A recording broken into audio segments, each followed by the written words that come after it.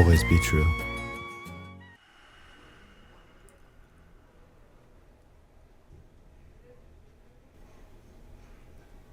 Hello, and welcome again to the Always Be True podcast. And today, really happy to be talking to you, speaking from Layton, Utah, here at the Davis Conference Center. And today I'm really excited to bring a guest on the podcast who is a dear friend of mine and someone who, to me, has just a very brilliant mind, a way with words. He's a poet, just really remarkably awesome young man, and just a really good friend of mine. And so I'm trying to think if there's any other things that like really hit me about you, but maybe Skylar Bixby, if you want to just take it away and just tell us a little bit about like who you are, where you're from, what you're passionate about. But thanks so much for joining me on the podcast today. Really stoked. Hey everyone, super stoked to be here with Derek today recording this episode. My name is Skylar Bixby, as he said. I'm from Santa Fe, New Mexico, and I grew up really immersed in nature. I started skiing when I was like 5 or 6 years old with my grandpa, and always went on hikes and got out there as much as possible with my family. And that's always been a really important part of who I am and in my writing. I have the earliest record of a poem that I wrote is when I was 6 or 7 years old. I think it was 2008. I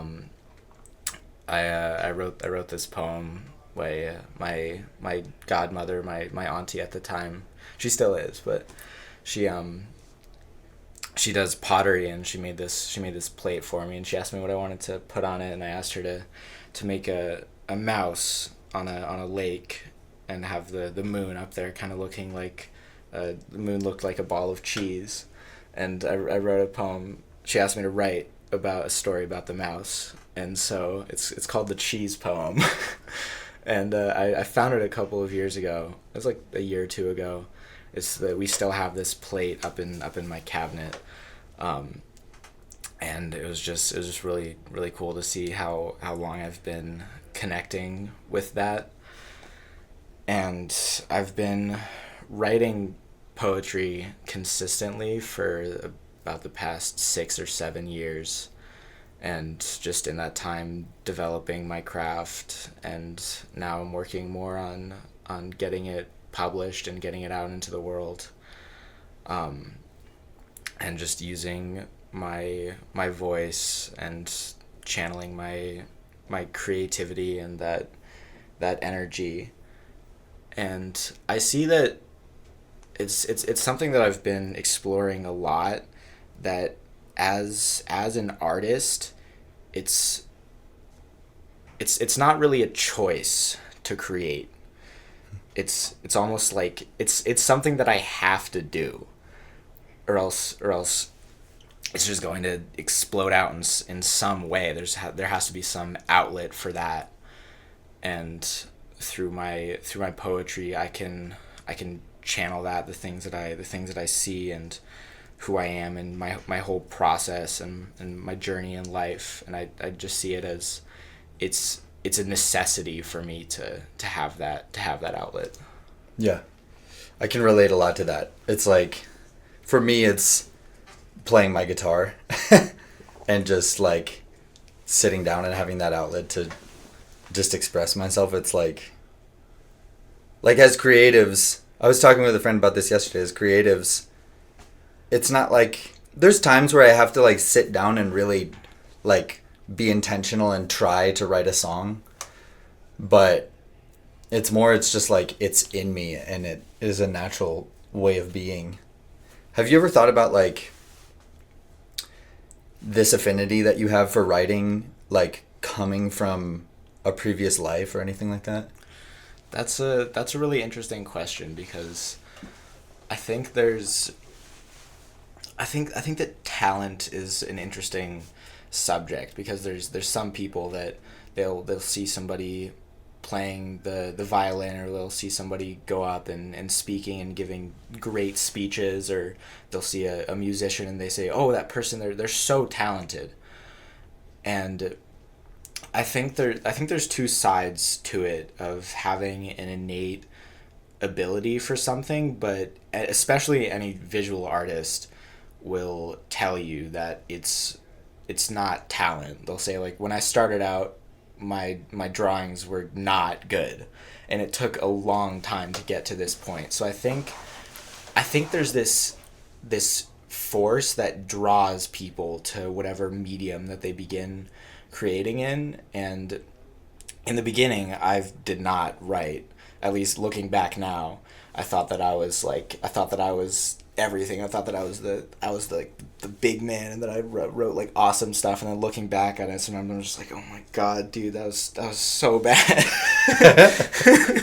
Like, I look back and be like, I was like full of myself, and I wrote all this stuff and trying to be some kind of way, and over time developing that, of having that initial motive of finding something that you have that you're drawn towards. And for me, it was writing and telling stories and expressing myself through poetry. But it did take me several years to develop the skill and the use of words to the point where I have it where I'm at now.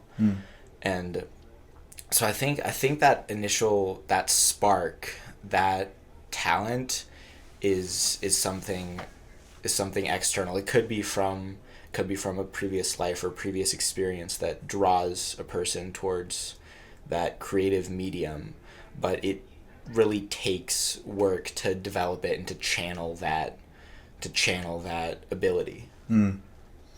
Agreed. Yeah, I think sometimes for someone, like for me in my life, there was a lot of things that came kind of naturally. Like when I think about cultivating my skill at playing the guitar, like when I was a little kid, I remember like my dad got me a guitar, and like I had an effects pedal, and I would just like mess around on it. I didn't even like know how to play. I would just like make sounds and stuff, and like it didn't feel like I was like being disciplined at all. It was just naturally what I gravitated to. It was just like, and now when I look back, I'm like, oh, okay, like I have this kind of affluence with it. But also in the same way, I think for a lot of people, like when you have a talent that comes naturally and you have an initial like spark of talent and people go, oh, like you're good at this, you get like that initial praise on something. Sometimes it can be harder to like continue that process forward because it feels like things come easy. That's one thing for me that's like been a challenge in my life. There's a lot of things that like have come easy initially, of like having a well-developed intellect, but then like continuing and like really putting in the work and going through like the suck of just being awful and putting out work that you're like, I just don't like this, but having to kind of like go through that. I'm interested to know about like, what are you writing today? What's inspiring you today in your process now? Yeah. Before that, I just want to respond to what you were just saying. Have you ever heard of the term gifted child syndrome? Not syndrome. So this is something that's, I'm not sure exactly where the discourse falls about it, if it's psychology or just a term that was invented to explain people who, when they were younger, they had this innate talent or intellect, and they were praised for it, and it was really easy for them, and they excelled in school or art or whatever pursuit, and then eventually they kind of burn out because they expect everything to just come to them so easily, and then it gets to the point where it's not easy and you have to really work for it. And I definitely felt that as a challenge, as a stumbling block to get over.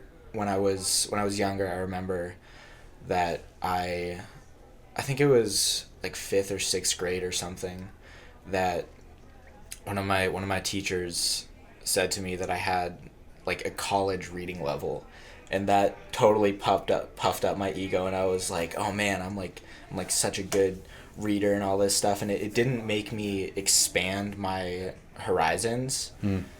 And so I think there's that kind of thing of expecting things from a young age, of having some innate skill with something, or being an intelligent child, and then expecting everything in life to be have that innate ease.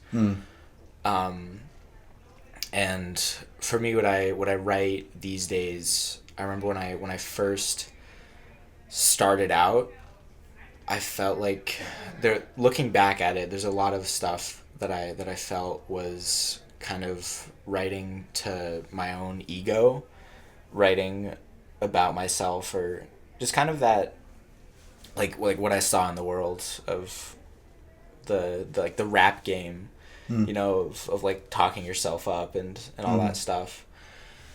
And over time, I think I've developed more of a care with how I use words, and it's something I wanted to mention. My favorite book, The Alchemist, because we've definitely talked about this before, but that thing, it talks about the principle of favorability, of beginner's luck, that the universe whets your appetite with something, that you have an initial, that you win in the beginning, and then you chase that feeling, you want more of that good feeling. And I feel like it was that way with poetry, that I realized that I could write. And I remember it was my English teacher in middle school. He saw some of my stuff, and we had some poetry assignment, and he told me, Skylar, you need to keep writing. Like, you need to continue to develop this.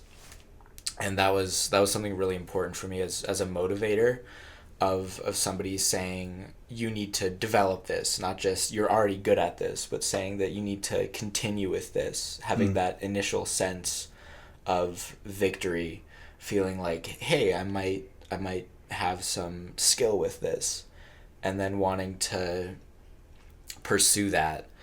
And in the beginning, being kind of a teenager and a little bit arrogant about it, and over time, I think developing the biggest thing is just subtlety, and this like indirect way of writing about things. That I talked with a really good friend of mine. He's a published author, and I showed him one of my poems, and he said one thing piece of advice he gave me is that you know what you want to write about, you know what you want to say here, but you don't have to leave it all on the surface. You don't have to leave it all on a silver platter.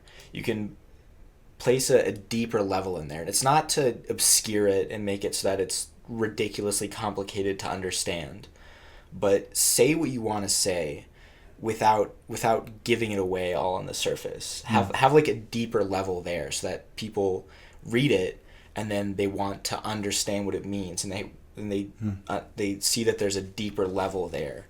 And that's something that I've been working on, of having deeper levels of nuance, where you can read it one way on the surface, and then you can read it again and again and again, and you can find that there's a deeper meaning, and not to leave it all on the surface. Leave there to be something to be discovered, there to be a mystery.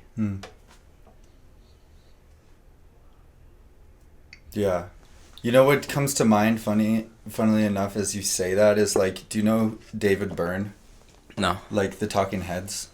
Oh, yeah. Yeah, so like he has, if you haven't seen it before, you should go watch it, but just especially from a musician's perspective, like Stop Making Sense. Have you ever heard that song?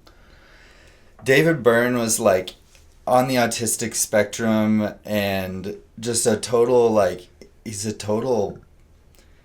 creative genius, but one of the things that he talked about, in his music, was like stop making sense, stop trying to make sense. And so he's coming from this other angle of like the nonsensical, and like just capturing the audience or the listener or the reader, whoever it is, with like complete freedom for them to be able to interpret what is being presented. It's almost like I could write a freestyle and then there's all this meaning that you can like bring from it, but in the end it was just had no sense. And then there's the other opposite of like I'm writing, putting everything on a platter like you're saying, and like making it very literal. Like I'm like there's this story that, and you know exactly what's happening.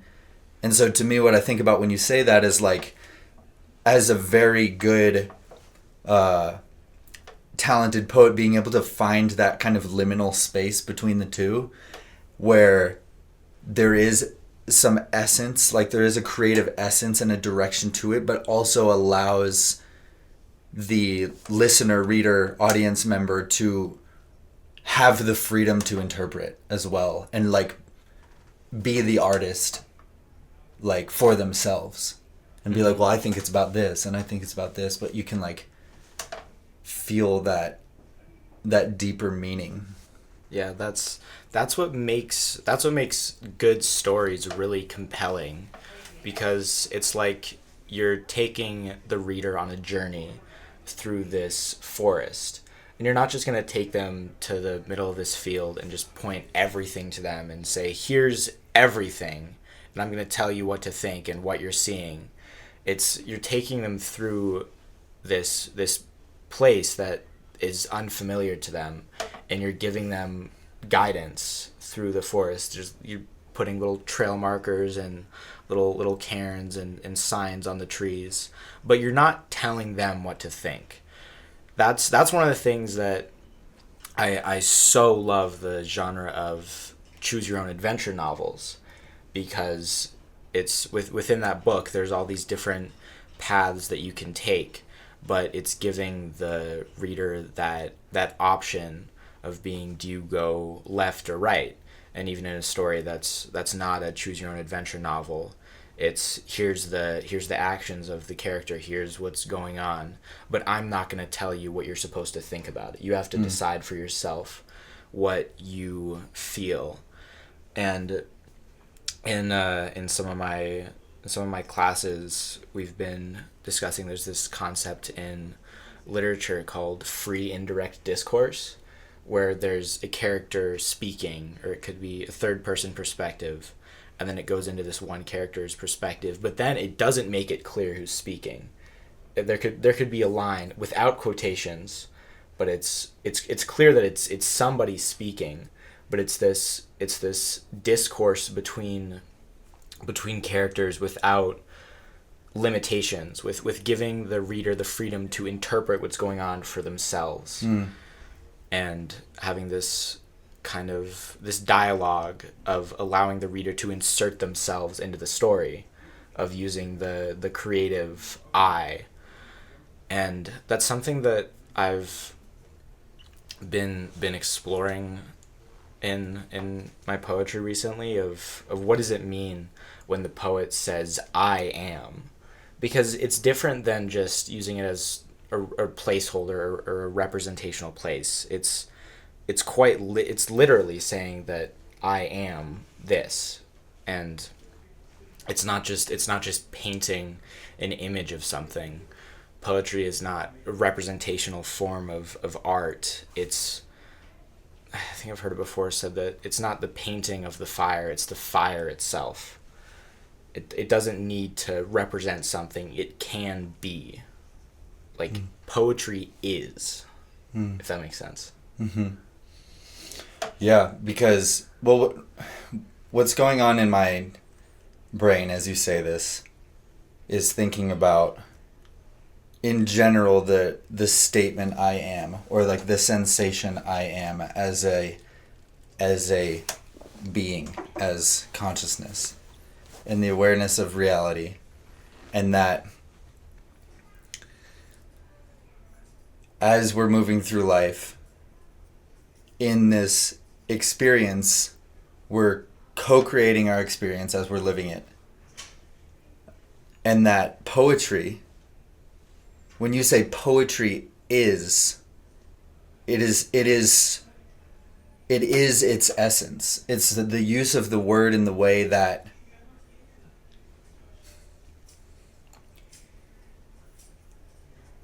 like it is so close to its essence. There's so much in life where it's like things are representational of what they really are. There's like these layers of experience of like the phenomenological experience of like what's happening now.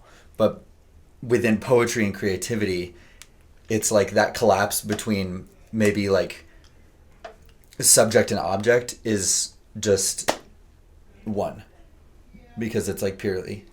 Would that be like what I just said, like in alignment with how you would interpret the same thing of saying poetry is?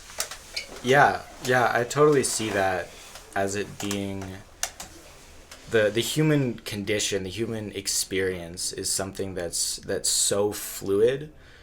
It's like two people can look at the exact same thing. They can look at the same sunset, and one of them could, for whatever reason, they could feel awful being there, and they could think, how dare the sunset be beautiful when I don't feel that way.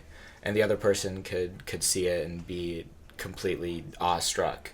And it's all about that lens of experience. And poetry allows the room, and writing and storytelling, it allows the reader, it allows the person to place themselves there.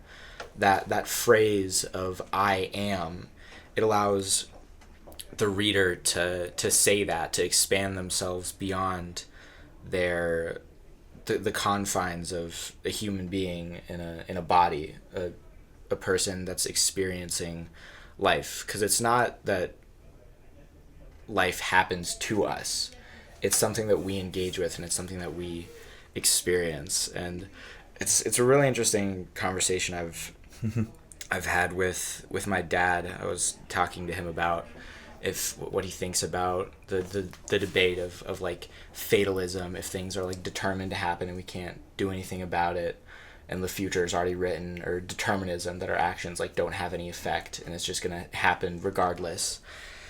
And he said that he doesn't think that either of those are true, because from a quantum perspectives mechanic or a quantum physics perspective, when you observe an atom, or when you observe like an atom, then the electrons, they become fixed in place. Right. But without observing it, there's an infinite probability of those being anywhere within the field, within right. the electromagnetic field.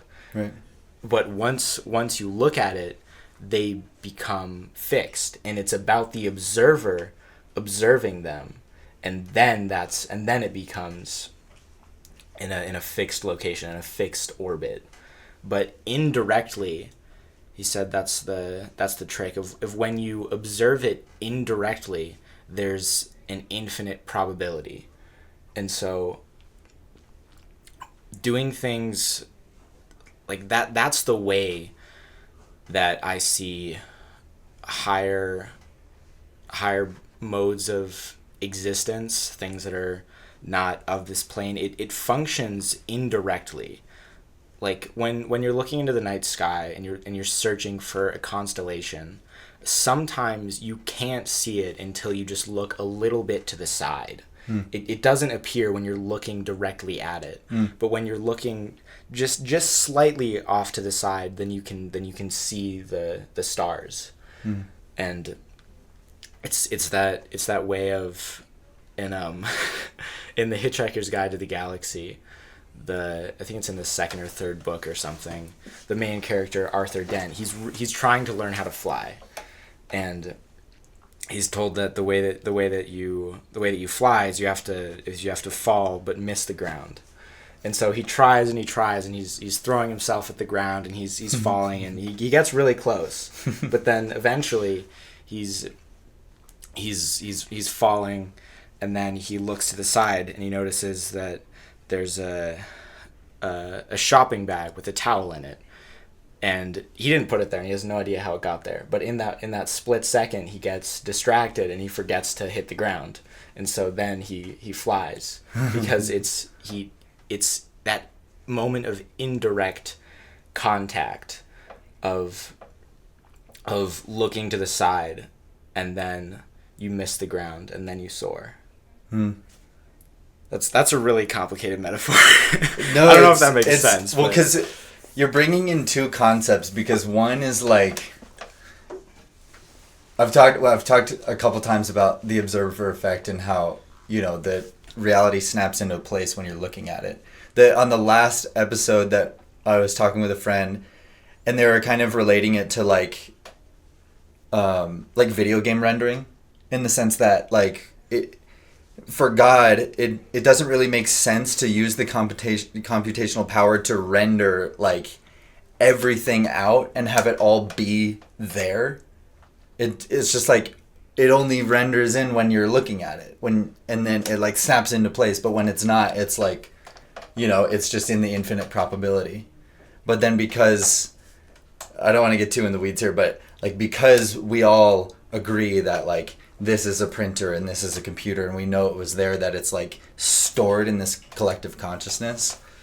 But then also, and so it gets into the concept of like focus and mental concentration, and like, if you know that your interpretation of whatever it is that you're experiencing is your reality, and being very clear and very like aware and focused of how it is that you're perceiving things, how does that also fit into being able to use that sense of like, looking indirectly to like see the truth? Like, where is the truth in that when I don't look at it right directly, either with my eyes or with my thoughts on something, but I'm kind of like getting my conscious mind out of the way? What's sparking for you as I say that? I think that the key is just the phrase, I don't know. Because, I mean, in a certain sense, I don't entirely know how I do it. It's something that I can't quite explain.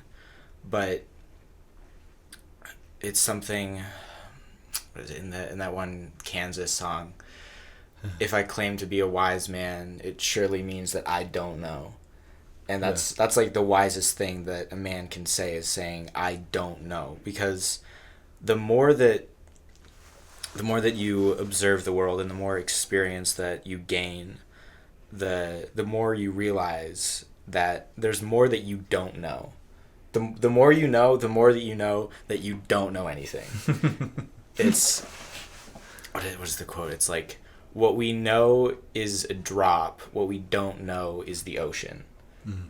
So it's what we do know, the little knowledge that we have, what we can observe about the world, is just a drop in the ocean of what we don't yet know, what we don't yet understand. And it's like how we know more of like space, and they say like we've explored more of the moon than we have our own oceans. And there's just so much there. There's so much to still be uncovered, and just putting yourself in that position of, I don't know, but surprise me. I don't entirely understand how it works. And that's what I say with one of the things with my poetry. When people ask me, I say, I don't know. I don't know how I write like this. And it's partially to, it's not to like obfuscate it and try and be all like mystical and stuff. It's like sometimes I do not know how I do what I do. And I try and keep it that way, to keep myself guessing, what am I gonna write next? And it's kind of like playing a game, playing along with God. There's this quote by Sir Francis Bacon. I don't know if I'll remember it correctly, but he said that Solomon, that same king who attained riches and glories and all these things, but he claimed none of it unto himself, only claiming the discovery of knowledge and the finding of truth. And what he said, the glory of a king is in finding a thing out, and the glory of God is in hiding a thing. As if all the glory that a king could attain is in being God's playfellow in that game of God hiding his works, and the glory of the king being in discovering those things. Mm-hmm. And I see that as we can also be playfellows in that game of discovering the hidden things. Mm-hmm. And in that pursuit of knowledge, the first step, I think, is saying, I don't know. Mm-hmm. When you're writing in that sense from the place of I don't know, who is writing and who is being written to? Man,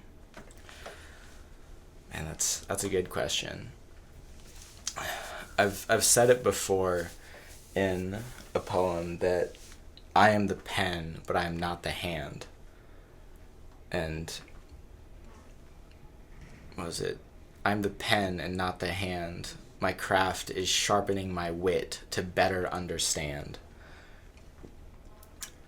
And I see that there's two parts. There's kind of two schools of thought just throughout the history of English literature.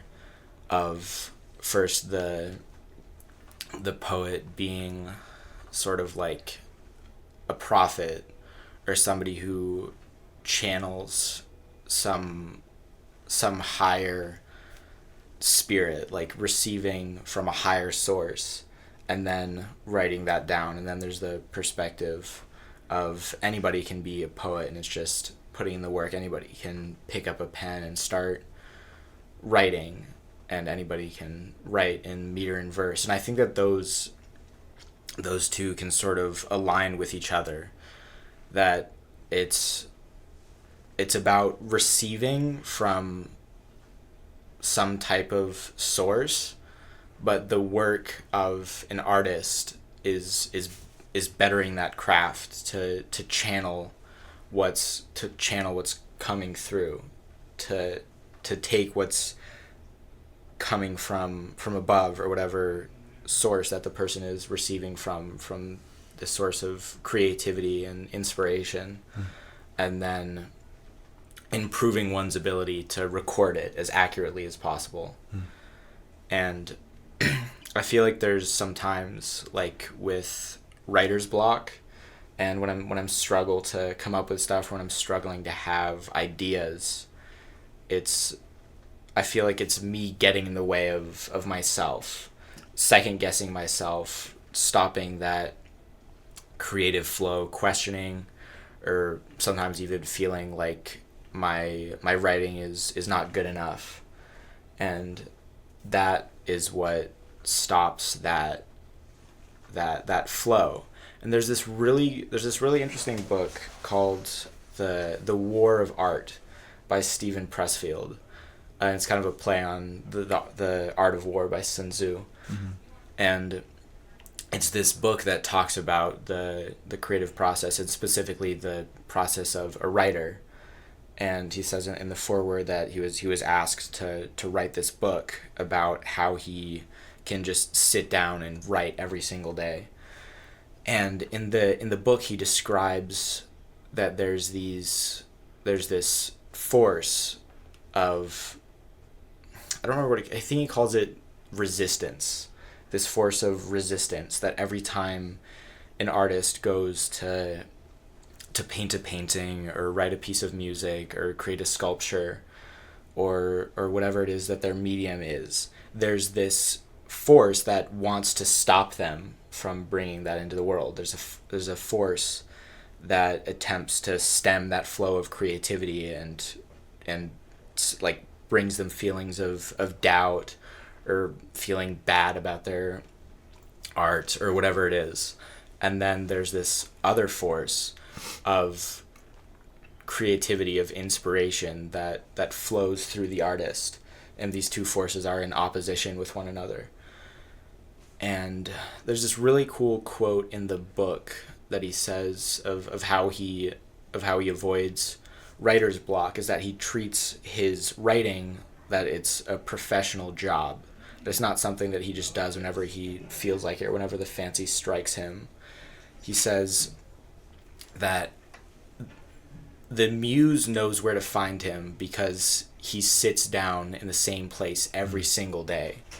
It's not that he's searching for inspiration. It's that he shows up, and then the inspiration comes to him, and then he writes. And he says even if he writes garbage for 4 hours and he doesn't like any of it, the importance is having that consistent practice every single day, so that he doesn't get caught by that force of resistance that stops a person from creating. And that's something that I really want to be consistent with it. And I've tried it a couple of times, and I haven't always been the most consistent with it, but just writing every single day, or just engaging with my writing, even if it's just going back and editing old pieces or something like that. I think it's important to treat it as more than just like, oh, well, today I feel like it, and like today I don't. I think I found that it's important to write when you don't feel like it more than when you feel like it. It's more important to do it when you don't feel like there's any inspiration there. And it's something that I struggle with still, of getting writer's block and procrastination and all that stuff. But I found that when I, even if it's not good, but if I write when I don't feel like writing, that's more rewarding than writing when I'm all like fired up to go. Yeah, me too, man. Like, building that consistency for me has been like a challenge, because I get so excited with so many things, and also just like having the will to do something when you don't want to do it, and building the habit of like, no, I'm just going to do it, like regardless of how I feel. Like, I think for me, like building that muscle has been a challenge, because it's that's really what creates mastery, is like showing up every single day. It's not the fighter who did 1,000 kicks in one day, but one kick for 1,000 days. It's like that sustained, like slow and steady, and continuing to arrive and continuing to show up and continuing to vote oneself into their craft, and to choose their craft so that they are chosen. And it relates back to the gifted child syndrome of leading one to believe that like this is easy. And I really appreciated hearing about your, that teacher that you had that said you need to develop this, like you need to continue to put work into this. For me in my life too, thinking about that, I think there was a lot, and a lot of us get this too, like, oh, like you're so gifted, you're a natural. And that's just what you get, is like you're a natural, and maybe leading one to believe like this is going to be easy for you. And that's, I mean, going into that, I could go into how we have developed our society, because we have built a society of like things are very accessible. We're approaching this new state of existence where we now have access to be able to, like with AI, to be able to bring through creativity in a way that's different. We have like a tool that can be autonomously creative, and that we can be the directors of. There's a lot of different ways to think about that, but conquering that resistance and being the warriors of our craft to continue choosing it. Have you read the book that recently is like sweeping the nation? It's called The Creative Act by Rick Rubin. I've heard about it. I've been recommended it before. Yeah, it's cool. In the book, there were two things that jumped out to me about it. Is Rick Rubin has a quote that he said is, he said, "I don't know what sounds good, but I really know what I like." And thinking about that, the act of just sitting down and writing, and maybe you write for 4 hours and you don't like any of it, but then at some point that inspiration strikes and you like it and you can feel it. What's interesting too about it is it can be so subjective. Like sometimes I've sat down to write something and I don't feel inspired at all. And I'm like, this is just trash. And then like other times I'll sit down and I'll be super inspired to write something and I'm like, this is gold. And then like in a different state, I go back and look at it. And the one that inspires me was the one that I wrote when I was just like, this is trash. And the one that I thought was gold, I'm like, this is, I don't like this. Like, what was I thinking? Like what is this feeling of inspiration? You know what I mean? There's a lot of different pieces that we could go in that. But what do you think, like, where do you see how do you see the creative process evolving with, like, especially AI and, like, all these different things? Yeah, I'm really glad that you mentioned that. I don't know if I can claim this as my own quote, but I say that bad poetry does more for the world than good poetry. Because it takes a lot of bad poetry to make a single good poem. It takes a lot of failure to achieve victory. And I had this teacher one time, and he said, you need to learn how to fail faster, so that once you develop that skill of not being afraid of failure, of not being afraid to be bad at something, then you'll succeed. Because it's not about, I mean, just to bring Yoda into this, like the quote of like, do or do not, there is no try. When you say, oh, I'm going to try to do that, you're already doubting your own ability. But if you go into it saying, I'm going to do it, and even if I fail, I'm still going to do it. Not I'm going to try to do it, just I'm going to do it. And then when you fail, and then you get back up, and then you do it again, it's like you have to try. You have to, no, you're not, God, you have to do it, and then you through that process of like falling down and then getting back up and then failing, eventually you arrive to that place of success. It's like, that phrase, it takes 2 L's to make a W. Like if you have like 2 L's and then you put them together and then it makes a W for winning. It's like it takes 2 losses to achieve some form of success.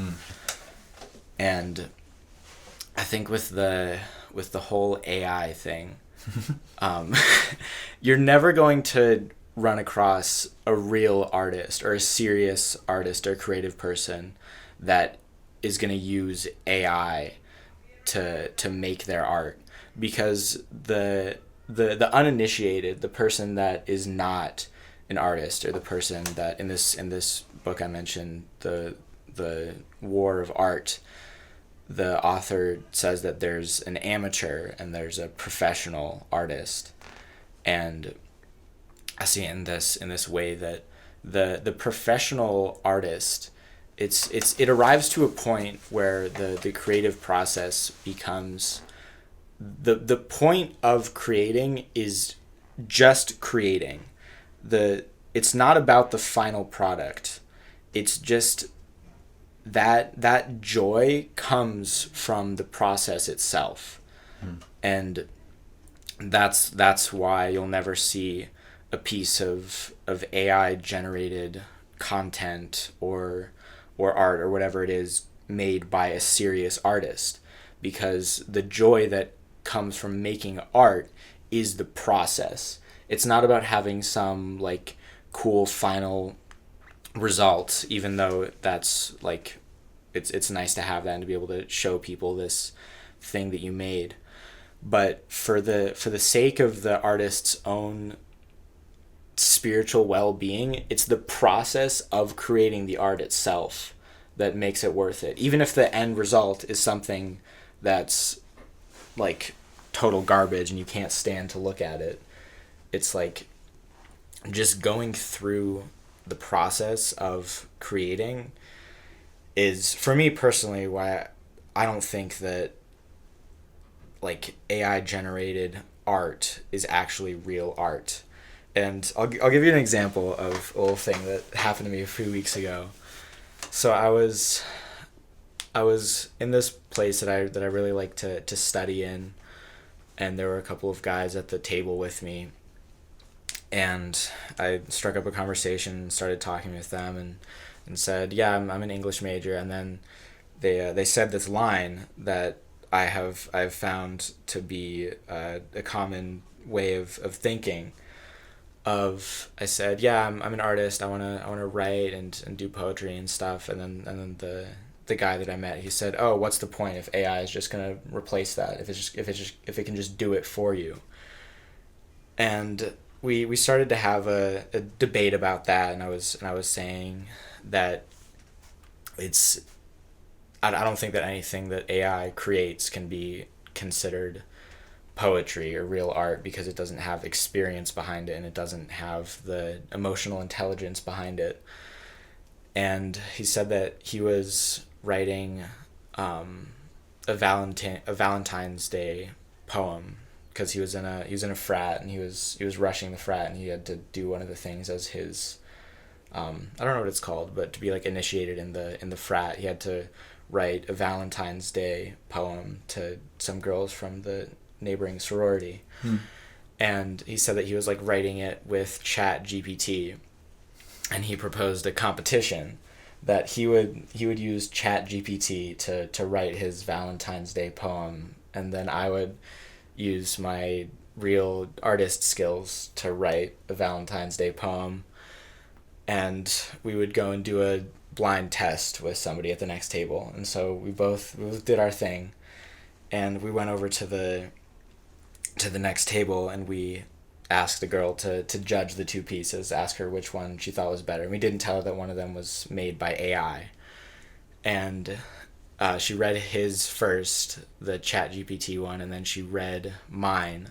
And then we asked her which one that she preferred, and she said that she preferred the one that I had written. And then we told her that the first one was made by AI, and if she could tell the difference. And she said that she kind of got a feeling just through the language that mine was intentionally super cheesy and ridiculous. But she said that the AI one, it felt like there was no voice. It felt like it was kind of like there was no emotion or substance to it. And even with mine being like as ridiculous as it was, she could tell that there was a difference between the two pieces. And I think that's how I see it, at least, that there's no process that AI goes through to create something. It just, you just type it in and then it spits it out back at you automatically. But the process, the creative process, is arriving to that point where the joy comes from creating. It's not about making something for other people. It's not about making something for yourself. It's not about representing something. It's just, you have to create. You have to sit down and make something. And that's I think what like separates in this book, what like separates the amateur artist from the professional artist, of creating just for the purpose of creating.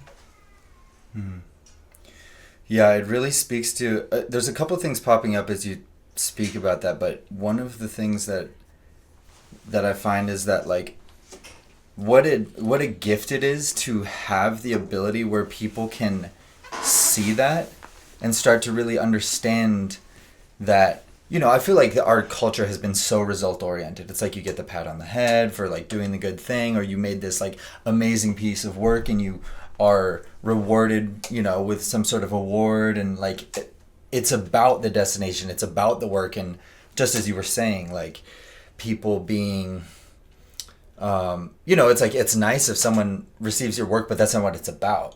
like what it's about is the process. It is going through and like being on the journey of being an artist and getting through the hard times to arrive at victory, because there's no victory without going through resistance. It's just like it doesn't mean anything. It was just there. And knowing that, like with AI, I feel like it gives people more of an understanding of that, because we realize that, like, yes, you could pump this out in a second, but it's not going to touch someone's heart. And it gives me more of an understanding to realize that, like, you can look at a painting and you can, or a piece of art or something, and you can like see and feel the soul in it. And as we go through understanding that, like, an AI can generate these very poetic verses and like things that sound really good, but then, and these like beautiful pictures, but you can still, like, you're like, wait, there's no, like, it's too like canned, it's too, there's just something about it that's not touching my soul. And realizing that, like, this human experience and this process of like creating and receiving art, the essence is unseen, but it's not seen on the surface. It's not on the platter, but it's like there is this whole plane underneath all of that is the soul and the essence of the created work. That, like, when I'm reading a poem that you wrote and that came from your soul and didn't just come from the words that you wrote, it's not just the words that you wrote, it is the process of years that it took to write it and to develop your skill, and the effort that it took to put in, and the soul that was there, the I am that was there for the developing of that, and the depth of that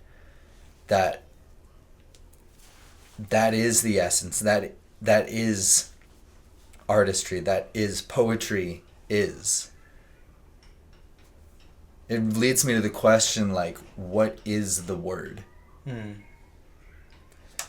That's a really good question. I remember this one time, I don't remember what poem it was, but I was writing, and there was some verse that I felt like, not that it wasn't necessary, but I remember the feeling of, I erased it and I could still see the markings that the words made on the page.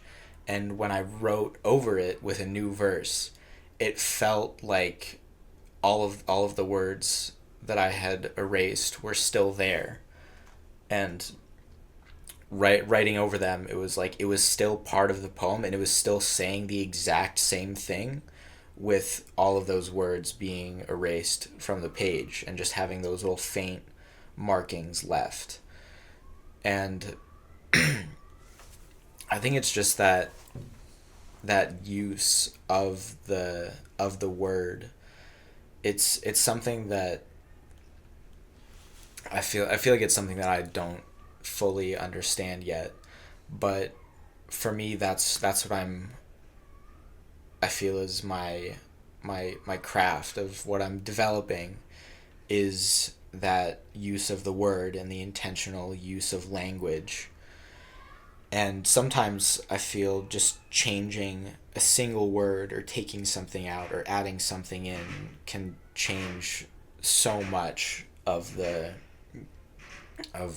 poem, and that there can be deeper levels of meaning, that it's looking at the surface of the ocean, and that the word is the surface of what you see on the waves, but it also has everything that's beneath that. It has that depth. And going back to that thing, it leaves it up to the person who's experiencing it, the person that's reading it, the person that's hearing it, to look at that surface of the ocean and decide if they want to dive into that, to take that word and decide how far they want to interpret it, decide how far they want to go into that mystery. And that's what I write a lot about, is mainly some of my biggest inspirations are, I love that you have a Rumi book over there on the shelf. I've been thinking about picking it up since you from just a lot of the things that you said. Yeah, but recently I wrote 2 poems that were very heavily Rumi inspired, and also one of my biggest inspirations, just poets that I look up to, is Mary Oliver, and just the way that she would write.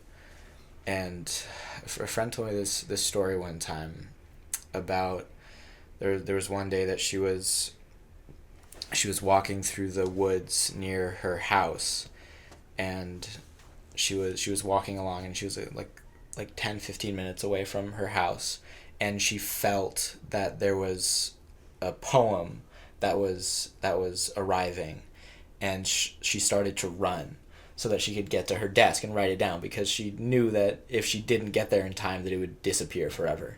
And so she ran, and right before she got there, she felt it pass through her back and out her chest. But before it could leave, she grabbed it by the tail. She said it was like a tiger. And she grabbed it all the way until she got back to her house. And then with that same hand that she grabbed it, she sat down at her desk and wrote it down. And she wrote the entire thing from the last word of the poem backwards all the way to the first word of the poem. And then she went back and transcribed it from front to back. But she said it was like it passed through her, and then it like flipped around backwards. And then when she wrote it down, it came entirely in that way. And then she like flipped it around in the end. And she wrote it with her like non-dominant hand backwards. I don't remember exactly, but like she said that like just the hand that she reached out and grabbed the tail of the poem with, she wrote it down, and it came completely from the last letter of the last word, from back to front. Dude, that's so epic. Wow. I just want to like bask in that for a second. It's so awesome. That makes me really inspired.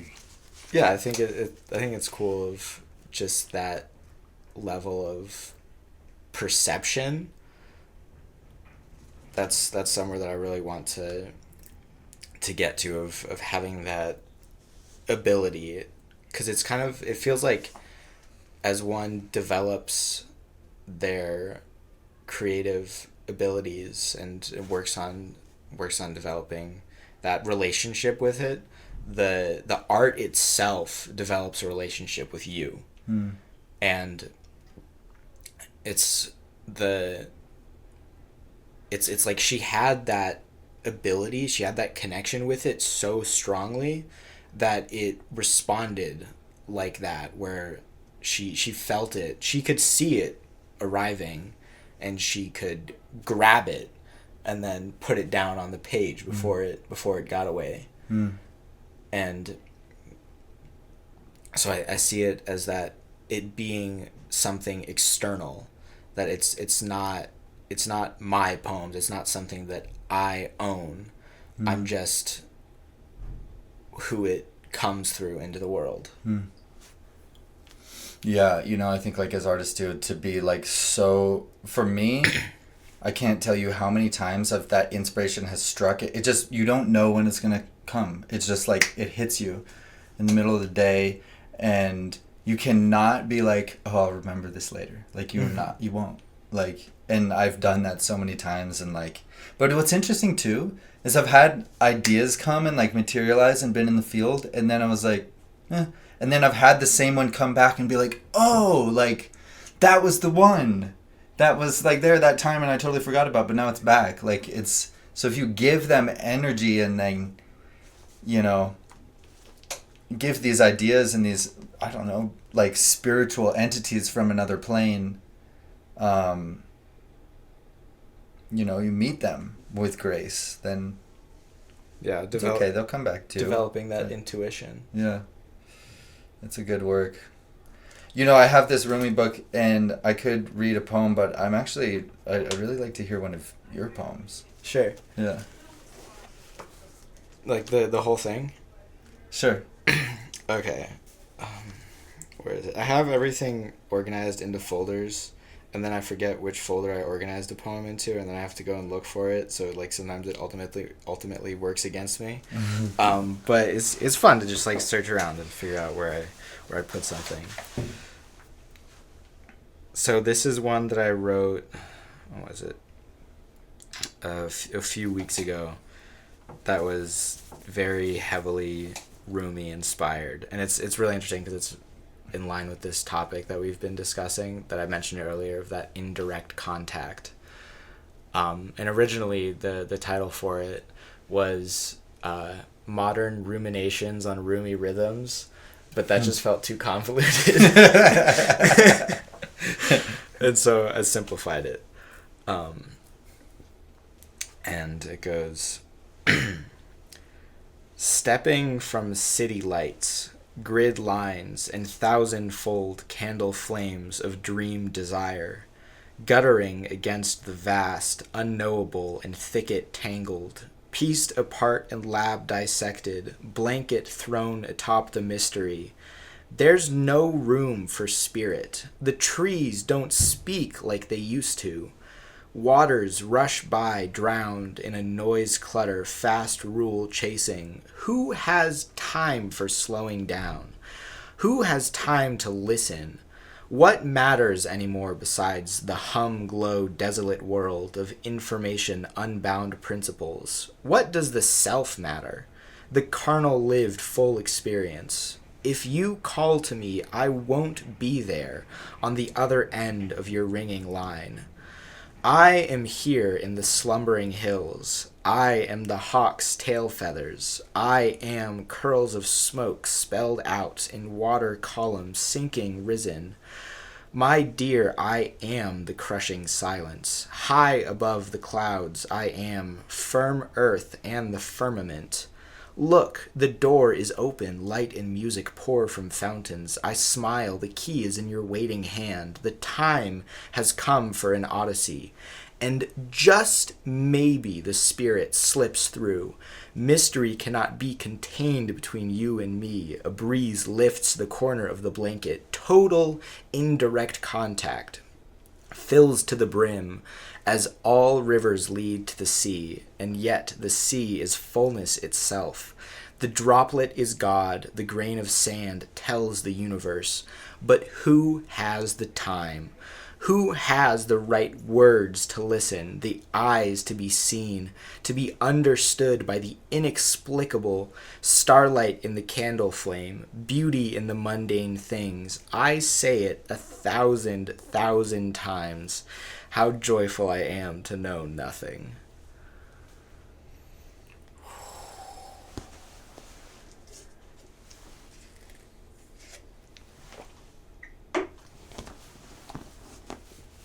Bars. I read that. I had like just like as I was listening to that, it was just like tingles, like it was like waves of like tingles. That was awesome, man. Like, Thank you for sharing that. Yeah. Are you posting any of your stuff online? Do you have a website or blog or anything that you? Yeah, I do. This one is posted on my Instagram poetry account, sky.db.poetry. And I'm working on getting stuff published in literary magazines. And I think what I'm going to do is I want to get stuff published in literary magazines, and then later along the line publish stuff in a book, and then eventually have my own website. But I know that if I start out with self-publishing a collection of poetry, most literary magazines don't accept already published work. And so I want to start out with that track of getting stuff in poetry magazines and journals and whatever. And obviously I'm posting stuff just slowly online on this Instagram account.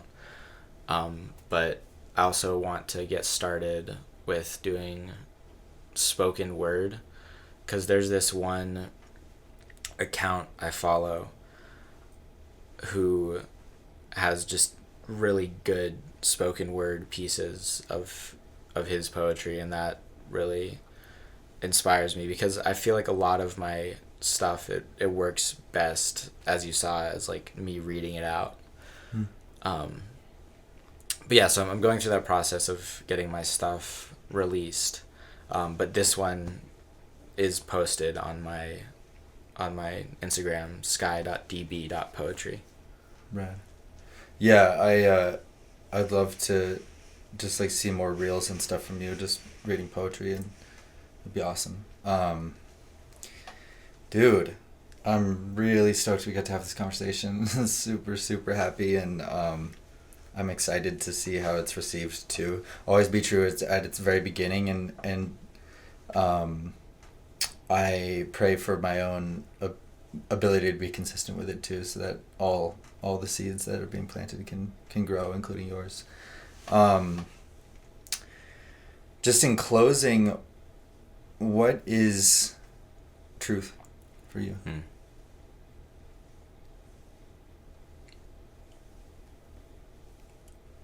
I think that it's something similar to just discovering the meaning. I guess, to make it like really broad, just the meaning of life. I think it's something that each person has to figure out for themselves, and I think it's like my truth, what I see as true, is going to be different from your truth. But I think that there is an objective reality. It's like that phrase of like, a rose is a rose is a rose is a rose, but you're going to see something different in a rose, and I'm going to see something different in a rose. And for each of us, that's 100% the truth. And the rose itself knows what it is. And I have an idea of what the rose is, and you have an idea of what the rose is. And neither of those ideas contradict one another. And those two truths can still be 100% reality for each of us. Yeah, the truth is the experience. It would be undeniable for me to say that, like, this was my experience. Yeah. And like, there's no way you could refute that, because like, that's what I saw for me, if I was genuinely experiencing. Well, thanks so much for coming on the podcast, man, and I look forward to doing more. I look forward to reading and seeing more from you. And is there anything else that you want to add before we close up, or? No, I think you've got the floor. It's your podcast, man. Well, in that sense, all I gotta say is thank you. So thank you for your poetry, and thank you for your presence and your wisdom, and thank you. Yeah. Thank you for thanking me. For everyone out there, thanks so much for tuning in to the Always Be True podcast. Thanks for your patience and your presence, and I hope you're feeling well. We love you unconditionally, and we'll see you on the next one.